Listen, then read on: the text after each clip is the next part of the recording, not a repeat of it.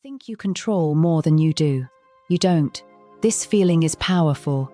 It makes us feel capable, like we're the captains of our own destiny. But what if this feeling is a trick? What if it's a deep-seated bias in our minds? One that makes us believe we can influence chance, that we can steer random events, even when we have absolutely no power. This is the illusion of control. It's a psychological phenomenon. It makes us overestimate our influence. Over random outcomes, we see patterns where there are none. We feel agency where there is only chaos. Think about a lottery. You pick your own numbers. You feel a connection to those numbers, right? As if your choice matters. But the machine doesn't care. The balls are random. Your selection is just a ritual. Even when outcomes are random, we still feel like we're steering the ship. Consider an old arcade game, a slot machine. You pull the lever, you jiggle it, you push the button in a specific way. Each action feels like it's increasing your odds, but it's not. The internal mechanisms are fixed. Your physical actions are meaningless. Yet you persist. You develop strategies. You perform superstitions, all to maintain that sense of control. This bias isn't just about games. It shows up everywhere, in our daily lives. Big decisions. Imagine waiting for an elevator. You press the button. Nothing happens. So you press it again, and again, faster, harder. Does the elevator come any quicker? No. The light is already on. Your repeated presses are ignored. Yet, it feels like you're doing something. You're actively trying to summon the elevator. You're not just passively waiting. You're making it come.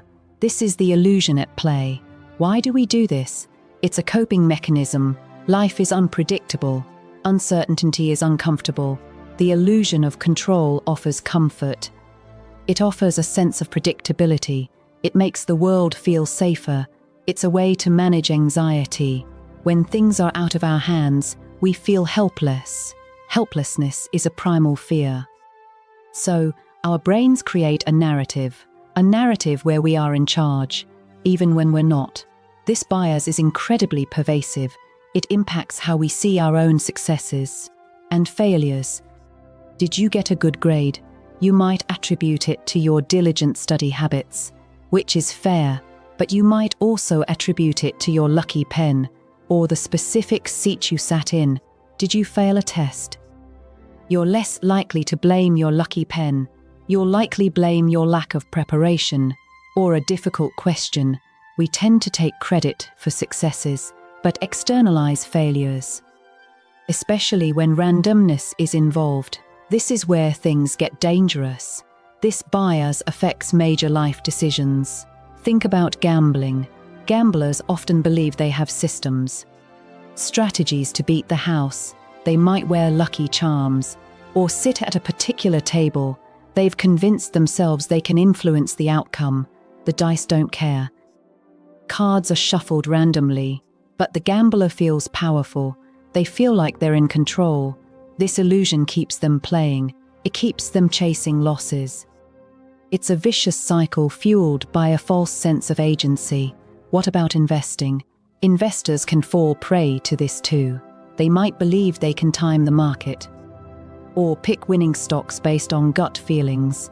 They see patterns in stock charts. They believe their analysis gives them an edge, but the market is influenced by countless factors. Many are unpredictable: geopolitical events, natural disasters, shifts in consumer behavior. Even the most sophisticated analysis can't account for everything. Yet, the investor feels a sense of control.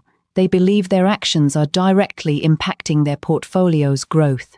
This can lead to overtrading, to taking on excessive risk. All because they overestimate their ability to influence random market fluctuations. The illusion of control can also affect our health decisions. Someone might believe they can ward off illness simply by performing certain rituals or avoiding specific places. While healthy habits are important, attributing immunity solely to these actions ignores the role of genetics and pure chance. It's fascinating how our minds work, isn't it? How we construct these narratives of control, even when faced with undeniable randomness. We still seek out our little rituals, our lucky charms, our special ways of doing things. It's the person who always taps the ATM screen twice before inserting their card. It's the driver who honks their horn at a red light, as if that will change the signal. It's the sports fan who insists their team only wins when they wear a specific jersey or watch from a particular chair. These aren't rational actions. They are expressions of a deep-seated need to feel in charge. This need is so strong, it overrides logic, it overrides evidence. We want to believe we have influence, because the alternative, powerlessness, is terrifying. So, how do we combat this? How do we see through the illusion? First, we need to acknowledge its existence. Understand that this bias is a normal part of human psychology. We all experience it. Second, we must actively question our assumptions. When we feel a strong urge to perform a ritual or believe a specific action will influence a random outcome, we need to pause.